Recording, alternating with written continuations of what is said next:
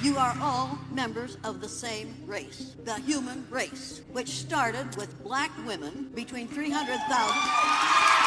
Don't interrupt me, I don't have much time. Now, white folks, you don't like it, but all you are is faded blacks. Every one of you, if you trace your DNA back far enough, you're going to find that some of your DNA came from Africa, because we all have the same ancestor back there, every single one of us. And those of you who think you don't have are obviously from outer space.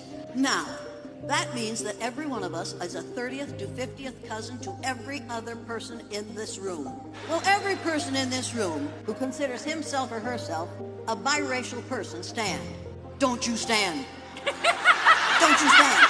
People, we have to get rid of the language of racism. I'm not a teacher. Teachers dispense facts and figures so that they can get their kids ready for the end of school testing. I've been called a trainer. You train dogs and horses and members of the military. I don't train people. I'm an educator. The word educator comes from the root duck deuce, which means lead, the prefix e, which means out, the suffix ate, which means the act of, and the suffix or, which means one who does. An educator is one who is engaged in the act of leading people out of ignorance. In this country, we spend a lot of money on what we call education. It isn't education, it's indoctrination.